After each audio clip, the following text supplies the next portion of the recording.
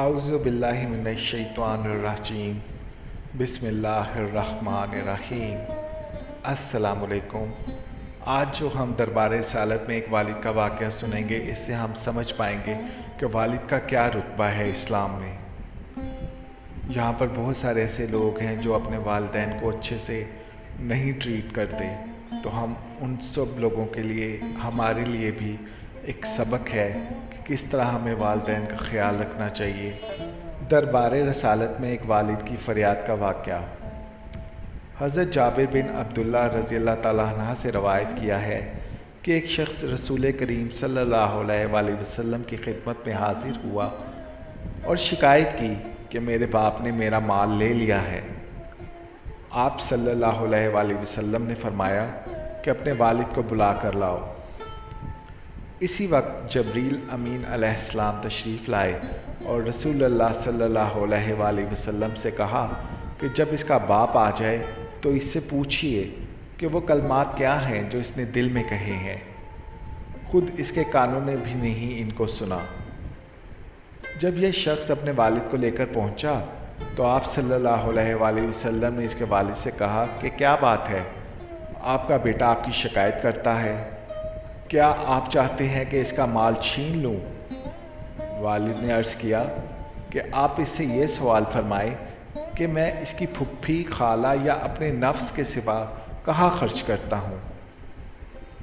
رسول اللہ صلی اللہ علیہ وآلہ وسلم نے فرمایا بس حقیقت معلوم ہو گئی، اب اور کچھ کہنے سننے کی ضرورت نہیں۔ اس کے بعد اس کے والد سے دریافت کیا کہ وہ کلمات کیا ہیں جن کو ابھی تک خود تمہارے کانوں نے بھی نہیں سنا۔ اس شخص نے عرض کیا کہ یا رسول اللہ، ہر معاملے میں اللہ تعالیٰ آپ پر ہمارا ایمان اور یقین بڑھا دیتے ہیں۔ جو بات کسی نے نہیں سنی اطلاع ہو گئی آپ کو، جو ایک معجزہ ہے۔ پھر اس نے عرض کیا کہ یہ ایک حقیقت ہے کہ میں نے چند اشعار دل میں کہے تھے جن کو میرے کانوں نے بھی نہیں سنا۔ آپ صلی اللہ علیہ وآلہ وسلم نے فرمایا وہ ہمیں سناؤ۔ اس وقت اس نے یہ اشعار سنائے جن کا ترجمہ یہ ہے: میں نے تجھے بچپن میں غذا دی اور جوان ہونے کے بعد بھی تمہاری ذمہ داری اٹھائی۔ تمہارا سب کھانا پینا میری ہی کمائی سے تھا۔ جب کسی رات میں تمہیں کوئی بیماری پیش آ گئی تو میں نے تمام رات تمہاری بیماری کے سبب بیداری اور بے قراری میں گزاری۔ گویا کہ تمہاری بیماری مجھے ہی لگی ہے، تمہیں نہیں۔ میرا دل تمہاری ہلاکت سے ڈرتا رہا، حالانکہ میں جانتا تھا کہ موت کا ایک دن متعین ہے۔ پھر جب تم اس عمر اور اس حد تک پہنچ گئے جس کی میں تمنا کیا کرتا تھا تو تم نے میرا بدلہ سخت کلامی سے دیا، گویا کہ تم ہی مجھ پر احسان و انعام کر رہے ہو۔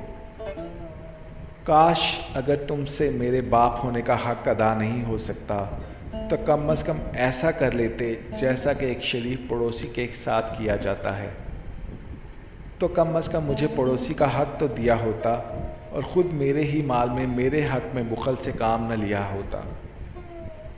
رسول کریم صلی اللہ علیہ وآلہ وسلم نے جب یہ اشعار سنے تو اس کے بیٹے کا گریبان پکڑ لیا اور فرمایا تو بھی اور تیرا مال بھی سب تیرے باپ کا ہے۔ ماشاءاللہ یہ باپ کی اتنی فضیلت بیان کی گئی ہے، تو ہم سب کو اپنے باپ کی بھی اتنی ہی عزت کرنی چاہیے جیسے ہم اپنی ماں کی کرتے ہیں، تو آپ کو سمجھ آئے گا کہ آپ کے اوپر اس کا کیا حق ہے۔